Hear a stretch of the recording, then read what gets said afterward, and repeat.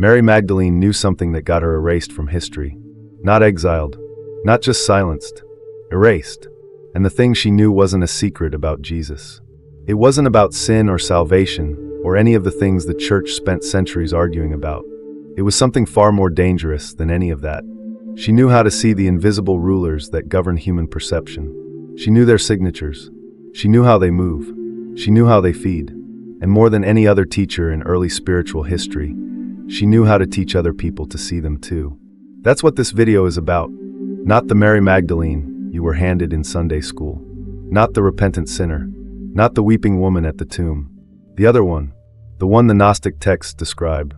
The one called, and I want you to hear this clearly, the one who understood the all. That title wasn't given to Peter. It wasn't given to John. It was given to her. And if you sit with that for even a moment, something starts to shift. Because here's the thing.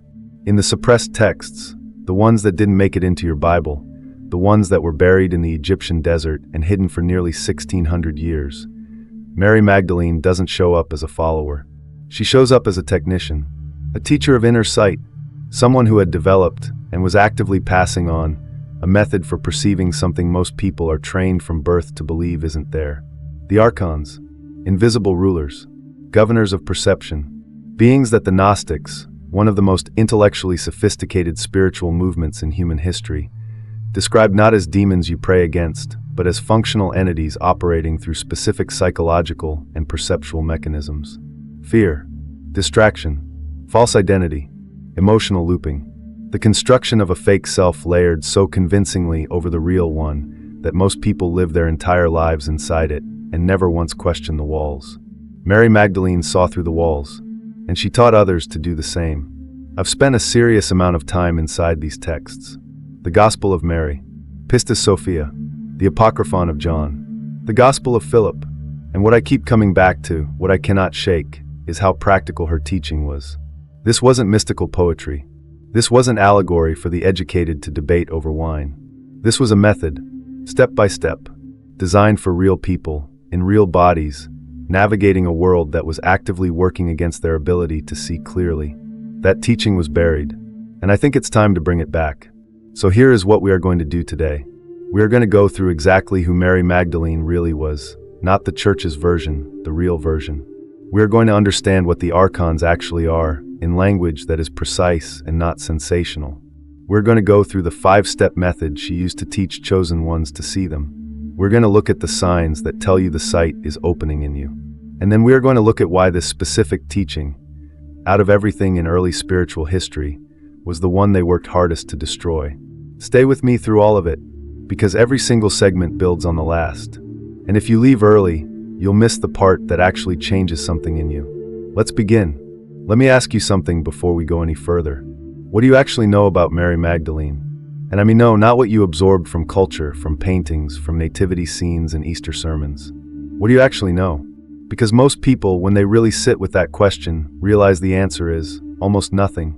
And the little they think they know turns out to be a story someone else constructed. Carefully, deliberately, with a very specific goal in mind. Here's what the official story gave you. Mary Magdalene was a woman who followed Jesus. She had 7 demons cast out of her. She was present at the crucifixion and the resurrection. And for centuries, she was quietly, persistently conflated with the unnamed sinful woman in the Gospel of Luke who wept at Jesus' feet and wiped them with her hair. A penitent, a redeemed sinner, someone whose most significant quality was her need to be forgiven. That conflation, that deliberate merging of identities, was made official by Pope Gregory I in 591 AD. In a single homily, one sermon, and it stuck for over 1,000 years. The Catholic Church didn't formally correct it until 1969. By then, the image was so embedded in Western consciousness that the correction barely registered. Think about what that erasure accomplished. In one move, the most intellectually significant female figure in early Christian history was transformed into a symbol of repentance and sexual shame. Everything she actually taught was buried under that image. And that is not an accident. That is a strategy. Now, let me show you the other Mary Magdalene, the one the Gnostic texts describe. In the Gospel of Mary, a text discovered in Cairo in 1896, written in Coptic, believed to date to the 2nd century, Mary Magdalene is not weeping at anyone's feet. She is standing. She is composed while the male disciples are falling apart after the crucifixion. And then she does something extraordinary. She teaches them. She shares a vision of the risen Christ that she received directly. She explains his teaching on the nature of the soul and the powers that govern it. She is, in that text, the most spiritually functional person in the room. Peter's response? Anger. He says, and I want you to feel the weight of this. Did he really speak privately with a woman and not openly to us? Are we to turn about and all listen to her?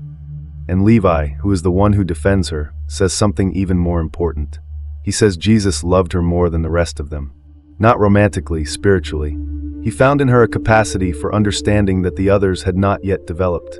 In Pistis Sophia, one of the longest and most detailed Gnostic texts we have, a multi-layered dialogue between Jesus and his disciples after the resurrection, Mary Magdalene speaks more than any other disciple. Combined, she asks more questions, receives more direct answers, and demonstrates a depth of comprehension that repeatedly leaves the male disciples behind.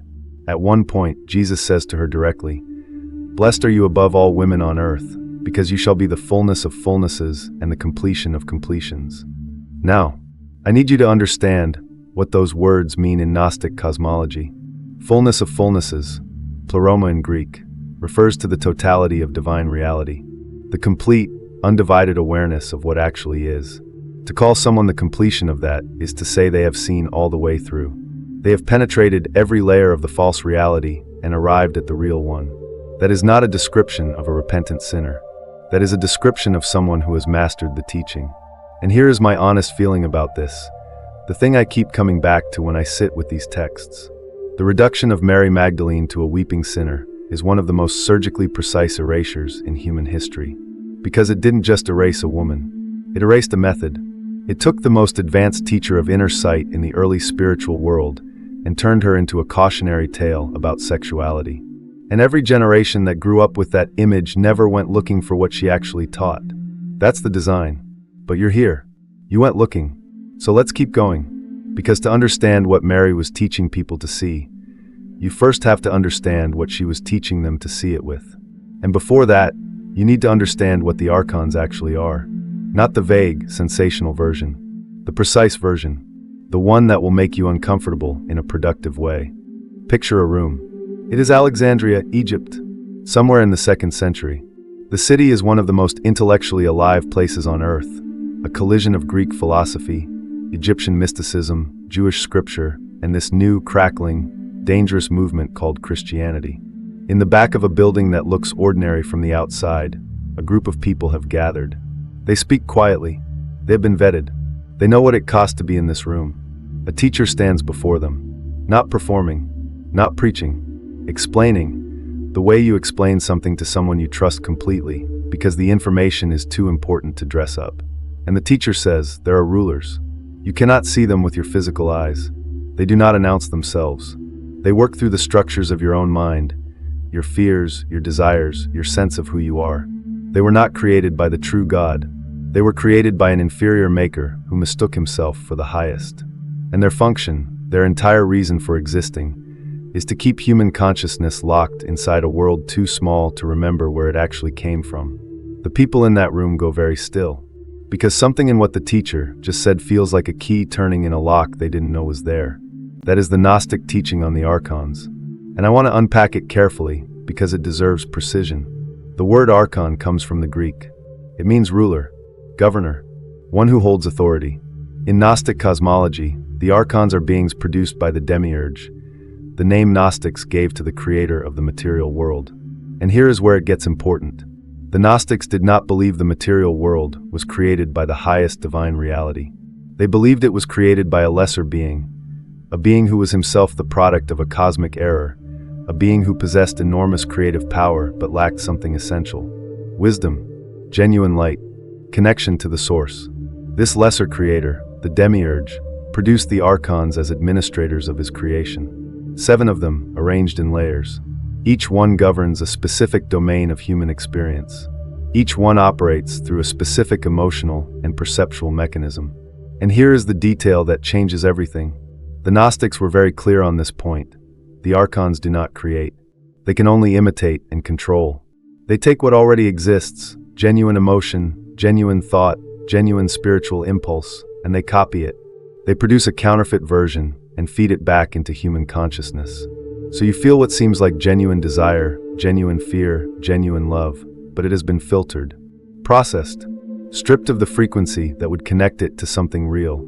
The Apocryphon of John, one of the most complete cosmological texts found at Nag Hammadi in 1945, when a farmer named Muhammad Ali al-Salman cracked open a sealed jar in the Egyptian desert and changed the history of spiritual knowledge forever, describes the Archons in extraordinary detail. Each one has a name. Each one has a corresponding human psychological pattern. Jealousy, ignorance, grief, fear, servility, intoxication, hatred. These are not abstract vices. These are the specific frequencies through which archonic governance operates. And Mary's key teaching, the line that frames everything that follows in her method, is this: you cannot fight what you cannot see. Not fight in the sense of spiritual warfare. Not battle in the conventional sense. Fight in the sense of navigate. In the sense of move freely through. You cannot move freely through something you cannot perceive. You are subject to what you cannot see. Always. Now I want to say something here that comes directly from my own experience sitting with these texts. What strikes me every time, and I mean every time, is the architectural quality of these descriptions. These are not vague evil forces swirling in the dark. They have functions. They have domains. They operate through specific emotional frequencies. The level of precision in these descriptions reads less like mythology and more like a map. A map drawn by someone who had actually been there, who had actually perceived these structures in operation. Whether you interpret that literally or metaphorically, something in you has to reckon with the specificity, because vague stories don't get buried this carefully. And that specificity is exactly what Mary Magdalene built her method on. But before we get to the method, and we are getting there, I promise, you need to understand something first. Because the natural question right now is, if the Archons are real, why can't most people see them? Why do even people who intellectually accept their existence still walk around unable to perceive them? Mary had an answer for that too, and it is the most personal part of this entire teaching. You were born into a world that was already filtered. Before you had words, before you had a sense of self, before you had any framework for understanding what was happening to you, the filtering had already begun. The senses you used to navigate reality, the emotional patterns you inherited, the stories you were given about who you are and what the world is. All of it arrived pre-shaped. Mary Magdalene understood this. And in the Gnostic texts, she points to something specific that most spiritual teachings skip right over. She points to the mechanism of the filter itself. It's called the antimamen pneuma in Coptic, the counterfeit spirit. Think about that phrase for a moment. Not a demon outside you. Not an enemy you can see and fight. A counterfeit spirit. A fake version of your own inner life, so convincingly constructed that you experience it as yourself. You think its thoughts. You feel its feelings. You follow its urgencies and call them your own desires. And because it is layered over your actual self, your pneumatic core, your divine spark, you have no natural access point to notice the difference. This is the central problem Mary's teaching addresses. Ordinary human perception, in the Gnostic understanding, is not broken. It is not fallen in the way conventional religion describes. It is captured. The five physical senses, sight, sound, touch, taste, smell, operate perfectly within the material layer. They are exquisitely sensitive instruments, but they are calibrated to the archonic bandwidth. They perceive exactly what the archonic system is designed for them to perceive. They confirm the material world as the total reality. They provide no signal of anything beyond it. And here is what makes this so elegant and so suffocating at the same time. It is not a cage with bars you can see. It is a cage built from the shape of your own assumptions, from the voice in your head that narrates your life, from the emotional patterns that have been running so long you've stopped noticing they're running. Mary's teaching to her disciples, and this is the moment in the Gospel of Mary that I find most arresting, was this: you are looking in the wrong direction. The disciples were looking outward for signs, for evidence, for apparitions and wonders and external confirmation. And she told them to turn their gaze inward. Not inward in the soft, self-help sense. Inward in the structural sense. Look at the architecture of your own mind. Look at where your thoughts come from. Look at what triggers your fear and what triggers your compliance and what shuts down your perception without warning. Because an Archon doesn't appear before you like a figure you can point at and name. It appears as a thought that feels like yours, a fear that feels inevitable, an identity that feels fixed, a loop that feels like just the way things are. Seeing an Archon in Mary's teaching is not a mystical experience. It is an act of structural recognition. It is catching the mechanism in the moment it operates. Now, in Gnostic cosmology, the human being is described as having 3 layers. The Hylic, the material body, the densest layer, fully inside the archonic domain.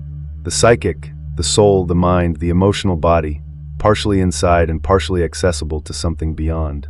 And the pneumatic, the divine spark, the deepest inner core, the part of you that pre-exists the demiurge's creation and cannot be touched by the Archons.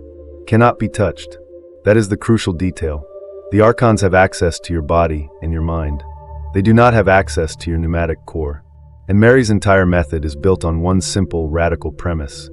If you can learn to operate from the pneumatic layer instead of the psychic or hylic layers, if you can shift your point of perception from the mind to the spark, the Archons become visible. Not because anything external changes, because where you are looking from changes. I want to be honest about something here. The first time I really understood this teaching, not intellectually but actually understood it, it produced something closer to vertigo than to peace.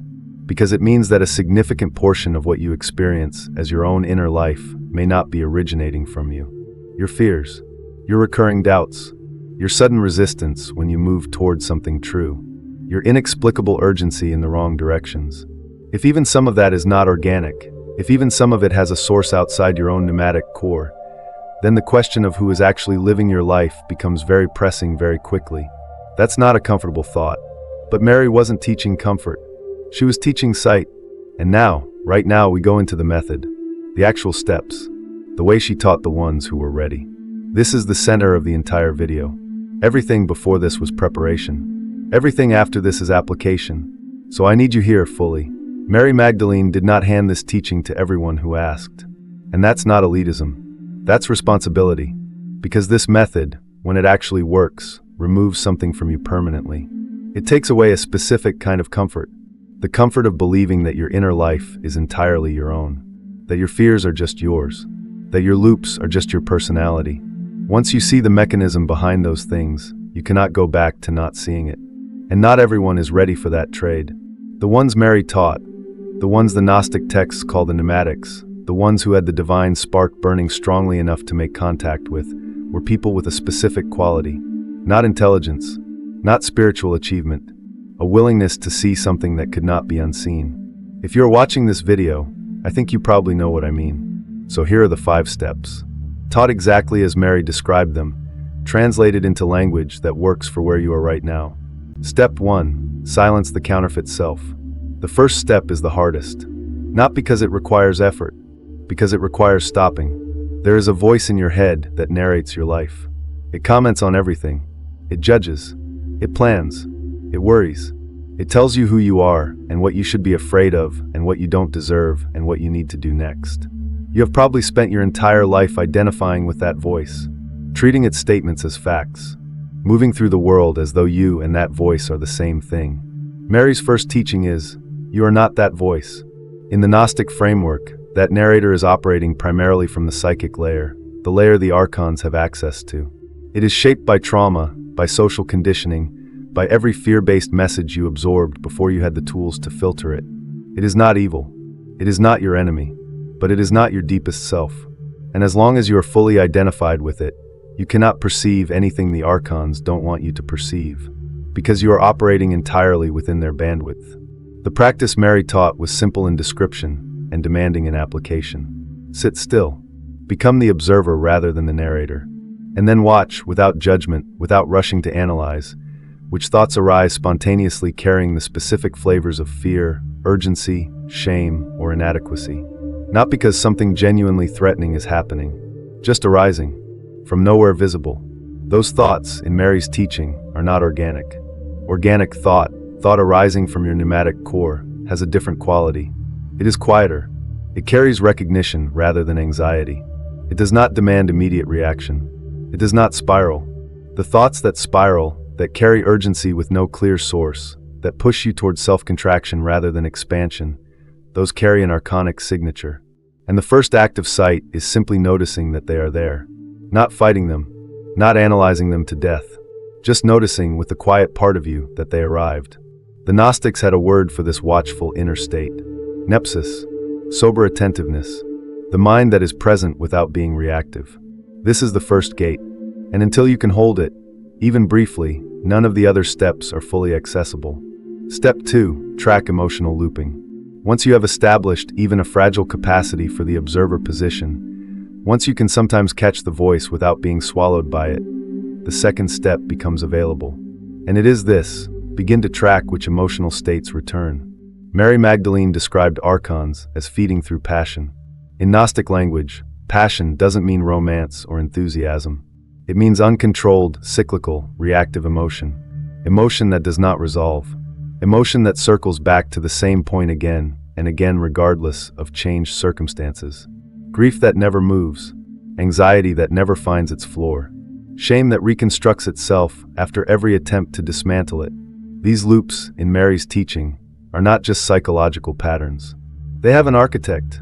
Now I want to be careful here, because this is where the teaching can be misread. I am not saying your genuine grief is archonic. I am not saying real pain is manufactured. Human emotion is real. Human suffering is real. What Mary is pointing at is the loop, the place where emotion stops moving and starts cycling, where grief stops grieving and starts maintaining, where anxiety stops alerting and starts occupying. That specific quality of stuck, repetitive, unresolvable emotional state, that is the signature. Because it is at that frequency that the archonic system feeds. The diagnostic Mary taught her students was a simple question: which feelings return again and again without resolution? Not which feelings are painful, not which feelings are intense, which feelings loop, which states reinstall themselves after every attempt to move through them, which emotional environments feel familiar in a way that has nothing to do with what is actually happening in the external world right now. Find those loops. Sit with the question: what is sustained by this? What continues to exist? What remains fed, as long as this loop keeps running? That question is the beginning of a very specific kind of sight. Step 3, the vision of the ascending soul. Now we go deeper, because this step is the one that moves the teaching from psychological observation into genuine Gnostic perception. And it comes directly from Pistis Sophia, the text where Mary Magdalene speaks more than any other figure, the text where her role as primary teacher is most explicit. In Pistis Sophia, Mary describes the soul's journey upward through the archonic layers after death. The soul must pass through checkpoints. At each checkpoint, an archonic power presents a demand, a toll, something it requires from the soul in order to let it through. And these demands are precise: guilt, fear, lust, pride, grief, ignorance, wrath. If the soul does not recognize the demand for what it is, if it accepts the toll as valid, it is held. It cannot pass. It remains subject to that archonic layer. But if the soul recognizes the demand, if it sees the checkpoint for what it is, the gate opens. The Archon loses its leverage the moment it is seen clearly. The power of the checkpoint was always entirely dependent on the soul's inability to see it as a checkpoint. Now here is the teaching Mary applied to earthly life. The same dynamic is operating right now, in your daily experience. The Archons are not only relevant to the afterlife journey, they are present in your living experience, demanding the same tolls. They demand your attention when something provocative appears in your environment. They demand your reaction when someone challenges your sense of self. They demand your energy when a loop of fear or guilt activates. They demand your compliance every time a system, institutional, social, cultural, presents itself as the final authority on who you are. The principle is identical to what Mary described in the soul's ascent. Withhold the demanded response, the reactive energy they are configured to extract, and the mechanism becomes visible. This is not passivity. This is not emotional suppression. It is the most active thing a consciousness can do. It is the deliberate refusal to operate at the frequency they are calibrated to receive. And in that refusal, in that very specific moment of withholding, the structure of the demand becomes clear. You see the architecture. You see the checkpoint for what it is. And once seen, it cannot hold you the same way again. Step 4, light body awareness/pneuma activation. Here is where the teaching becomes very specific, and where I want you to be especially attentive. Mary Magdalene taught about the pneuma, the divine spark, as the perceptual instrument. Not the mind, not the emotions, not the body, the pneuma, the innermost layer of your being that pre-exists the demiurge's architecture and exists, as the Gnostics said, in the image of the true, highest divine reality. Archons are visible to the pneuma. They are invisible to the ego mind. This is not a poetic statement. In the Gnostic understanding, it is a functional fact. The ego mind operates within the archonic bandwidth. It is calibrated to perceive within that range and no further. But the pneuma operates on a frequency the archons cannot access, cannot imitate, and cannot suppress if it is active. If it is active, because here is the catch. The pneuma in most people is not fully active. Not because it was damaged or destroyed, because it is buried under the accumulated weight of the counterfeit self. All the archonic imitations, the false emotions, the constructed identities, the fear loops. The divine spark is always there, always burning, but it requires a specific interior condition to perceive from. The Gnostics called that condition kenosis. It is a Greek word meaning self-emptying, the deliberate release of attachment to the constructed self.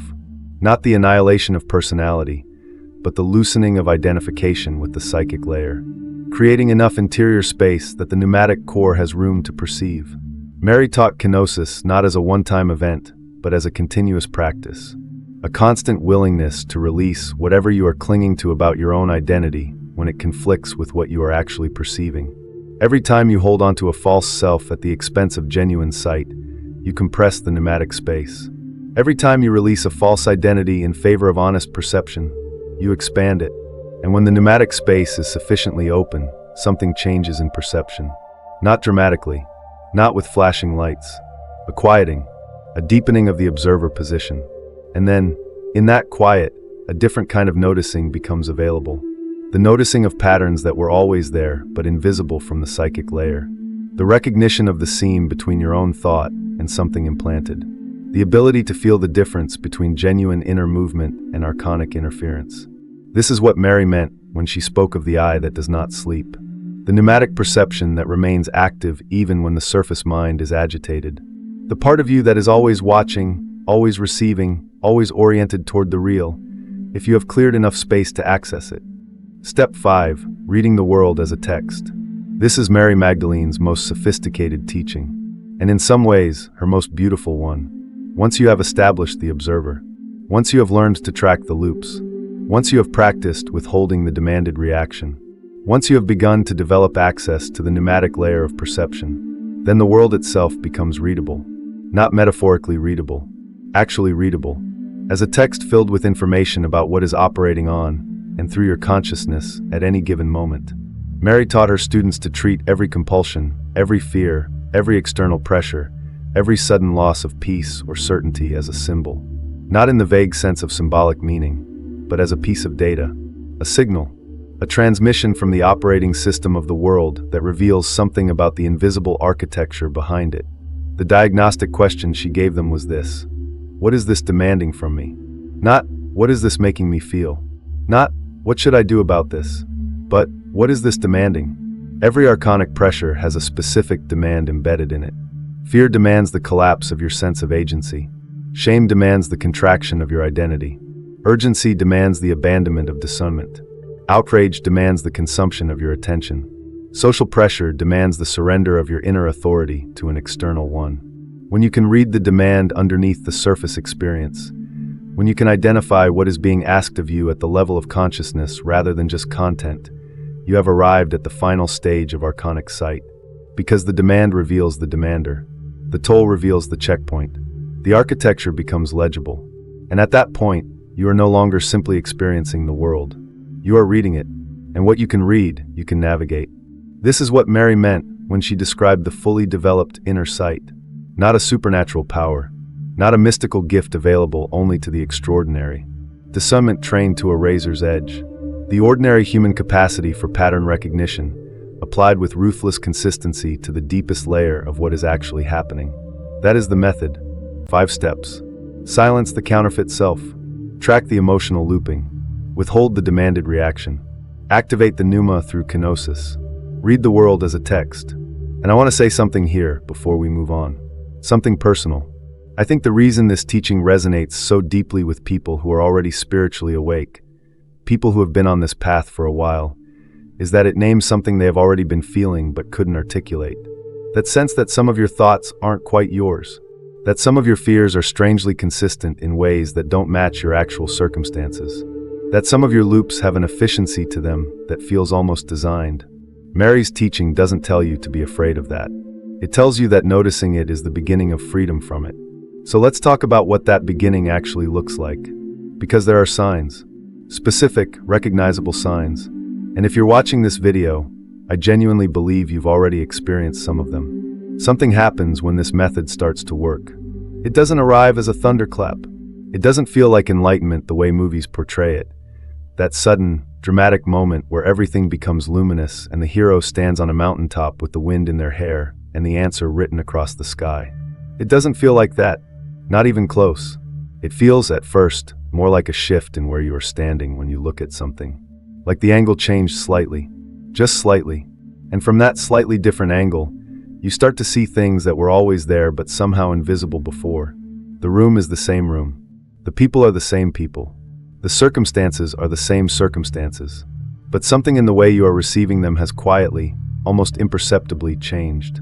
And then slowly, the signs begin to accumulate. I want to go through each one carefully, because these signs are not dramatic. They are not the spiritual fireworks that a lot of this kind of content promises. They are subtle. They are sometimes uncomfortable. And they are, in my honest assessment, the most important things you could possibly learn to recognize in yourself right now. Because they tell you that the method is working. They tell you that the pneumatic core is waking up. And they tell you that the archonic system, for the first time possibly, is losing its grip on your perception. Here is what the opening of sight actually looks like. Sign 1. You start noticing patterns instead of just feeling them. This is the first sign, and it is the most reliable one. Before the sight begins to open, manipulation feels like a weather event. It just happens to you. You feel anxious without knowing exactly why. You feel angry without being able to trace the source. You feel small or inadequate or afraid, and the feeling is just there, total and consuming, and you live inside it the way you live inside a room with no windows. You don't see the mechanism producing it. You just inhabit the result. And then something shifts. It happens first in small moments. You are in the middle of a familiar emotional reaction, the kind that has visited you 100 times before, and suddenly, for just a second, you are one step back from it. Not detached, not cold, just slightly outside the complete absorption. And from that position, one step back, you start to see something you couldn't see from inside. The shape of it, the pattern, the way this particular feeling has the same structure as something that happened last month, and 6 months before that, and 2 years ago. Different context, different people, different surface content, but the same architecture underneath. You see the mechanism running. This is the first real signal that the pneumatic observer is becoming active. Mary Magdalene described this capacity as the most foundational element of archonic sight, the ability to recognize the pattern rather than just experiencing the product. Because Archons operate through patterns, they are not creative. They run the same programs through different scenarios. They use the same emotional frequencies across different contexts. And as long as you are fully inside the reaction, you cannot see the program running it. The moment you can observe the pattern, even briefly, even imperfectly, you have moved outside their operational field, just enough to begin to see. This sign will feel strange at first, because there is a part of you that has been comfortable inside the consuming quality of strong emotion. There is something that feels alive about being fully inside it, even when it's painful. The observer position, by contrast, can feel initially like a kind of distance, like you are losing your emotional aliveness. I want to tell you clearly, that is not what is happening. What is happening is a differentiation. You are beginning to be able to feel the emotion and see the structure producing it at the same time. Those two capacities are developing simultaneously. And eventually, not immediately, but eventually, you will find that seeing the pattern does not reduce the feeling. It redirects it from consuming reaction into precise information. That is the beginning of genuine pneumatic sight. Sign 2, mass narratives begin to feel hollow. The second sign is this. Mass media, collective fear narratives, social pressure campaigns, the enormous machinery of collective consciousness management that runs constantly in the background of modern life, begin to feel different. Not intellectually different, perceptually different. They begin to feel hollow in a way they didn't before. And I want to be precise about what I mean by hollow, because this sign is often misread as cynicism, as a kind of spiritual superiority that dismisses everything external. That is not what Mary's teaching produces, and it is not what I am describing. What I am describing is something much more specific. You begin to feel the demand underneath the content. Every archonic pressure and mass media narratives in Mary's framework are among the most consistent archonic delivery mechanisms operating in the modern world, has a demand embedded in it, a specific thing it is configured to extract from your consciousness. And before the site opens, you experience the content without perceiving the demand. You watch the news and feel afraid, or outraged, or confused, and those feelings feel like natural, appropriate responses to what you are seeing, because you cannot yet see that the content was designed to produce exactly those responses, that the fear is not incidental to the story. The fear is the point. But when the pneumatic perception begins to develop, something changes in the way you receive this material.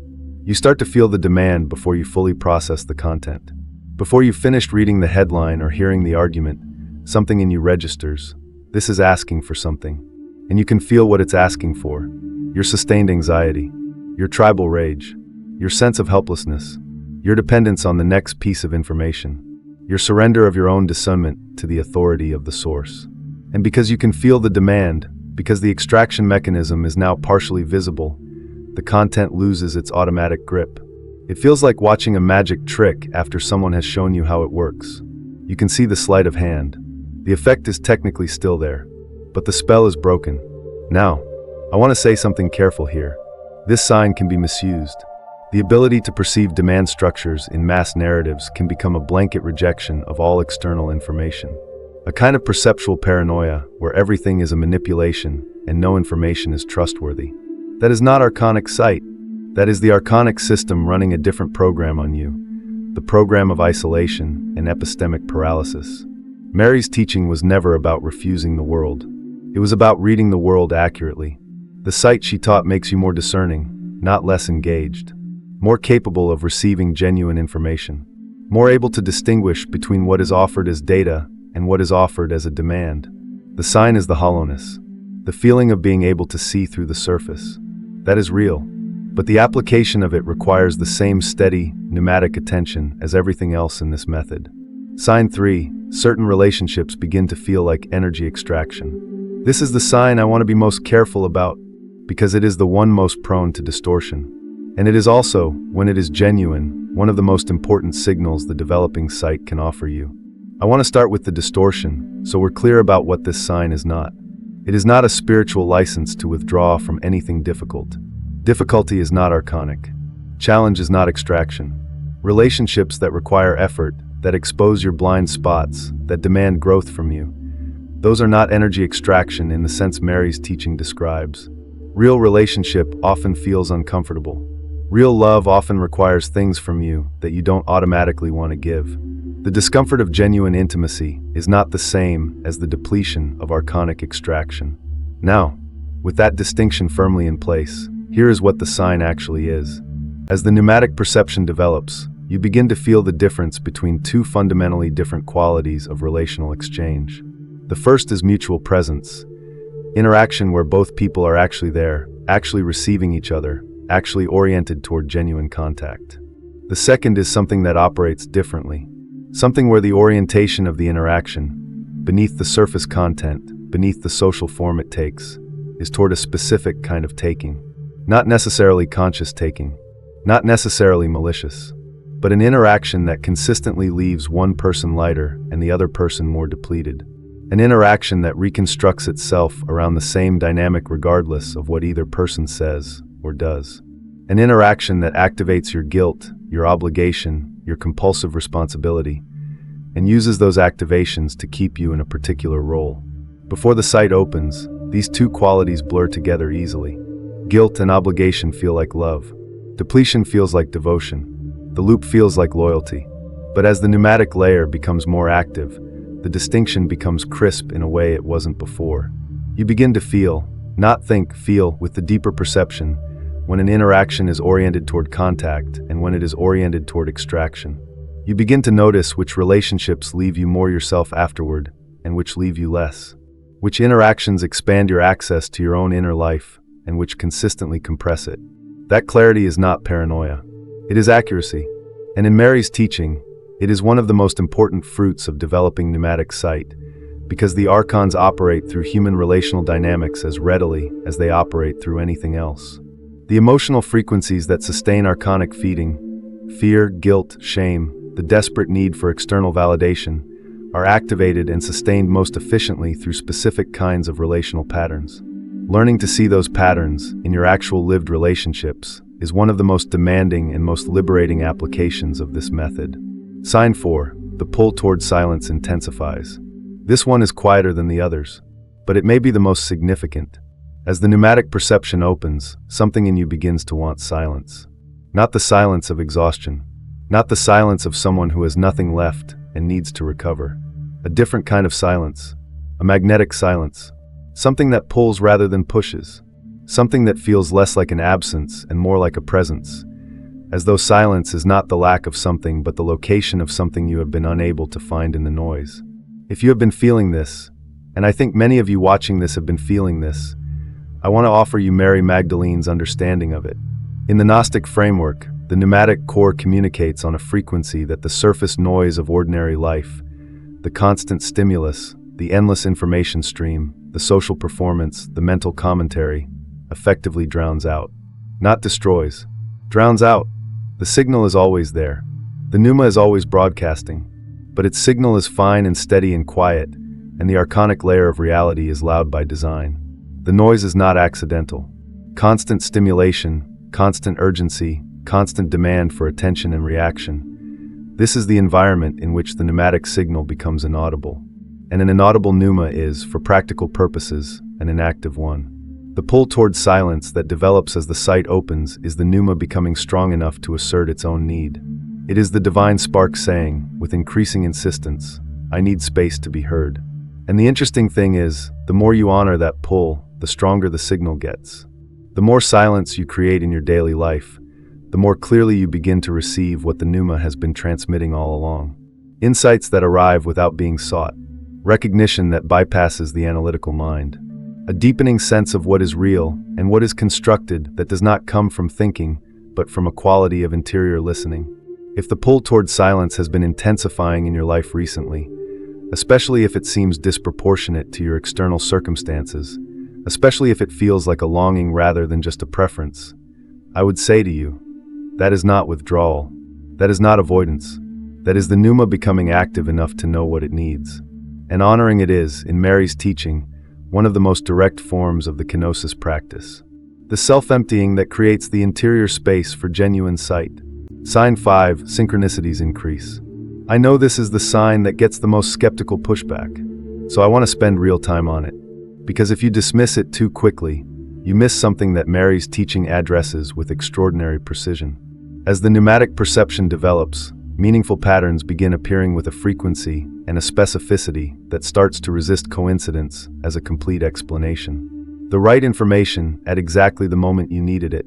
A question you were holding internally answered by an external event you didn't arrange. Connections between seemingly unrelated things that reveal a coherent structure underneath.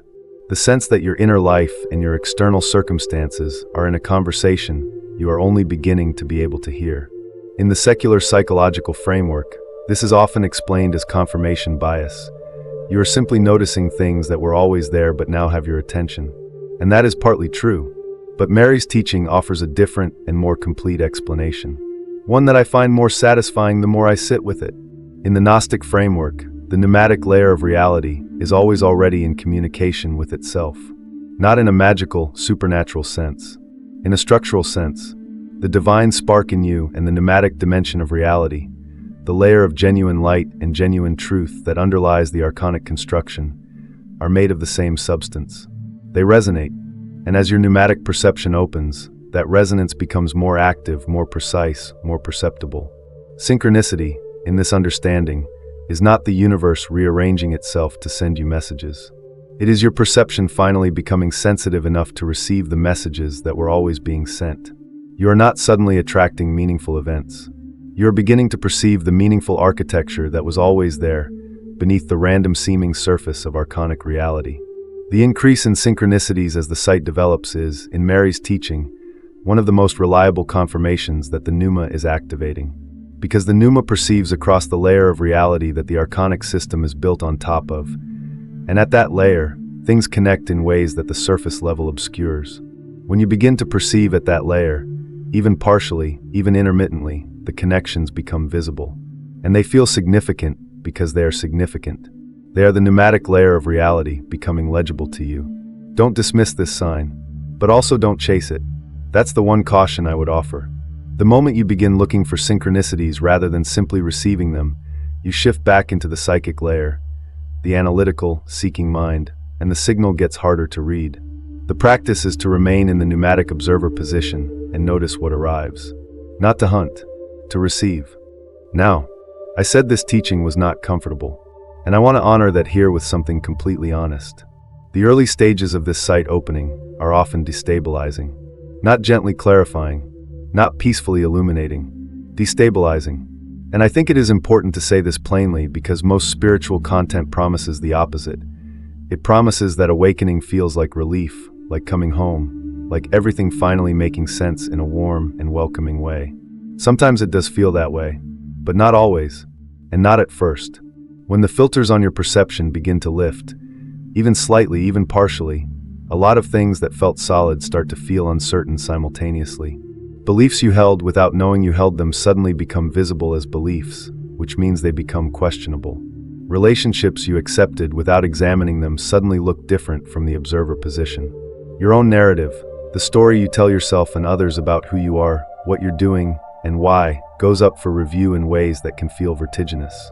Everything you built your sense of self on is suddenly all up for examination at once. And that can feel like a crisis. It can feel like you are losing your grip rather than expanding your sight. It can feel like something is breaking rather than something is opening. And the archonic system is very good at using this disorientation to push you back inside the bandwidth. To make the discomfort feel like evidence that you went too far, looked too deeply, disturbed something that should have been left alone. I want to be direct about this. That feeling, the feeling that the opening is actually a breaking, is itself an archonic signature. It is the counterfeit spirit running the program of contraction, trying to reestablish the filters by making the filterlessness feel dangerous. Mary Magdalene said something to the frightened disciples that I keep returning to. In the Gospel of Mary, after she shares her vision, after she has given them the teaching about the soul's passage through the archonic powers, the disciples are not peaceful. They are frightened. They weep. They feel lost. And Mary does not perform false comfort.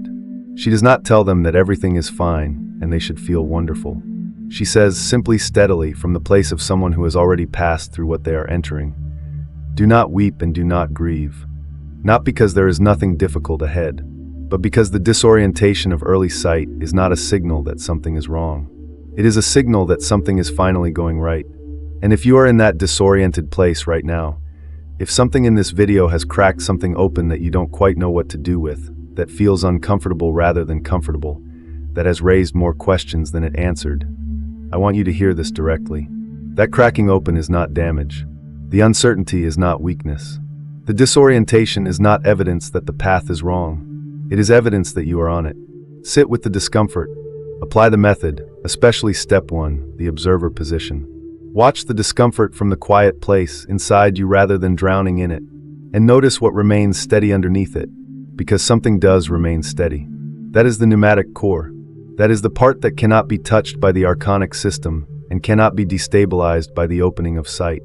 In the middle of the disorientation, it is there. Quiet, still, oriented. Find it. That is where the method lives. That is where Mary Magdalene's teaching begins to actually work. But now I need to ask a question that I think you already have sitting in the back of your mind. If this teaching was this precise, this practical, this immediately useful to anyone willing to apply it, why don't we all know about it? Why did it take discovering sealed jars in the Egyptian desert to bring it back to us? Why was it buried at all? The answer to that question is one of the most revealing things I'm going to show you. Because the fact of the suppression tells you more about the archonic system than almost anything else in this entire video. In 325 AD, the Roman Emperor Constantine convened a council of Christian bishops in the city of Nicaea. The Council of Nicaea is famous for a lot of things. the formulation of the Nicene Creed, debates about the nature of Christ, the standardization of the Easter date. But there is something less discussed that happened as a consequence of that council and the process of canon formation around it. A decision was made, not in one dramatic moment, but across decades of deliberate selection, about which texts would constitute authoritative Christian scripture, and which would not. The Gospel of Mary did not make the cut. Neither did Pistis Sophia. Neither did the Apocryphon of John. Neither did the Gospel of Philip, which contains some of the most extraordinary descriptions of the inner spiritual life in all of early Christian writing. These texts, along with dozens of others, were excluded, and the communities that carried them were not simply told to stop reading them. They were pursued. Their libraries were destroyed. Their teachers were killed. The Gnostic movement, which at its peak in the 2nd and 3rd centuries was arguably more intellectually sophisticated than the Orthodox tradition that opposed it, was systematically dismantled. Why with such thoroughness? Why not simply outcompete it theologically? Here is the answer I keep arriving at, and this is my genuine conviction, not just an interpretation I'm offering for the sake of the video. The Gnostic teaching, specifically Mary Magdalene's teaching on archonic perception, was not just a theological difference. It was a structural threat, because it did something no institutional religion can survive intact. It made the individual the final authority on spiritual truth. Not the priest, not the bishop, not the council, not the canon. The individual's own pneumatic perception, trained and calibrated, was the instrument of truth in this teaching. Mary herself says in the Gospel of Mary, "Do not lay down any rules beyond what I appointed for you, and do not give a law like the lawgiver, lest you be constrained by it." Do you understand how radical that is? She is telling her students, do not let my teaching become the new cage. Do not replace one system of external authority with another. The point is to develop the perception that makes external authority unnecessary. A population with that capacity cannot be spiritually controlled. Irenaeus of Lyon, the influential 2nd century bishop who wrote the exhaustive polemic against heresies around 180 AD, was deeply aware of this. His attacks on Gnostic teaching are not primarily about doctrine. When you read them carefully, what he is most alarmed by is the perceptual claims. The idea that individuals could access direct spiritual knowledge without the mediation of church authority. The idea that the material world was not the creation of the highest God. The idea that the inner spark could perceive what institutional religion could not reveal. These specific claims, not the abstract theology but the practical method, are what he returns to again and again. Because Irenaeus, whatever else we might say about him, understood what he was dealing with. He understood that a method of perception is more dangerous than a doctrine. You can argue against a doctrine. You can replace one doctrine with another. But you cannot argue someone out of something they have directly experienced. You cannot unsee what the sight has already revealed. So the method had to go. And largely, for 1600 years, it did. The Nag Hammadi texts were buried around 390 AD, scholars believe, by monks from the nearby Pacomian monastery, probably hiding them as the institutional church's campaign against heretical texts was reaching its most aggressive phase under the Bishop Athanasius of Alexandria, who in 367 AD sent a letter instructing monks to destroy all non-canonical texts in their possession. Someone, rather than destroy these particular texts, sealed them in a large ceramic jar and buried them in the cliff face near the Egyptian town of Nag Hammadi. They lay there for roughly 1,550 years.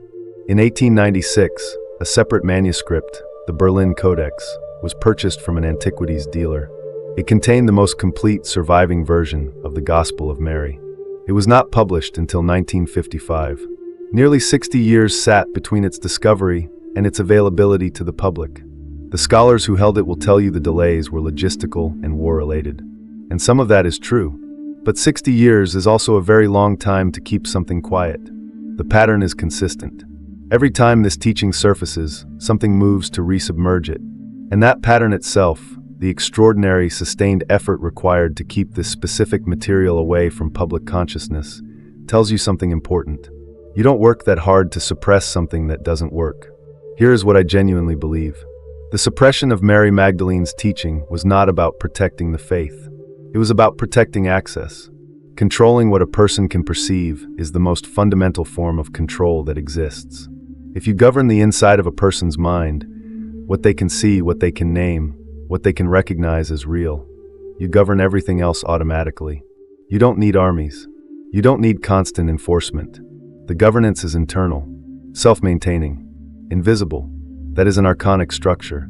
And a teaching that trains people to see through it is the one thing that structure cannot survive contact with.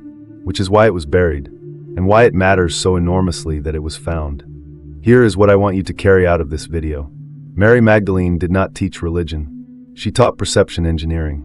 The ability to see archons, to recognize the invisible structures that govern human consciousness through fear, emotional looping, false identity, and demanded compliance, is not a supernatural gift. It is not reserved for mystics and initiates in candlelit rooms. In Mary's own teaching, it is the natural state of a mind that has undergone enough self-emptying to access its own pneumatic core. It is what human perception actually is, when it is no longer running entirely inside the archonic bandwidth. You are not meant to see this clearly. That was by design.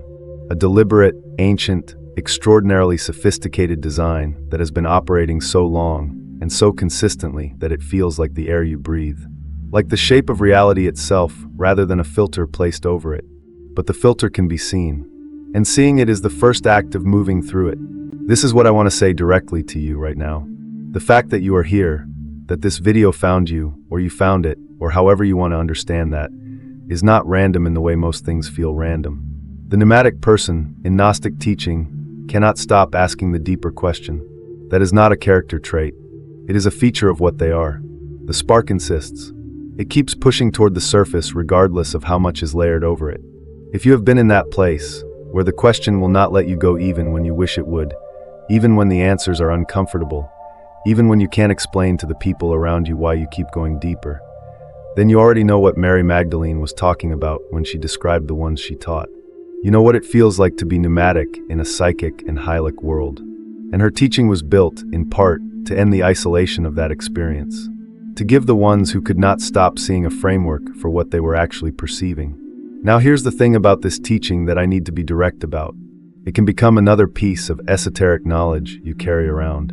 Another interesting framework in a collection of interesting frameworks. I have seen that happen with powerful teachings, and it is the one outcome Mary explicitly warned against. She said, "Do not make a new law from what I have given you. Do not let the teaching become another cage. The method only works if you apply it.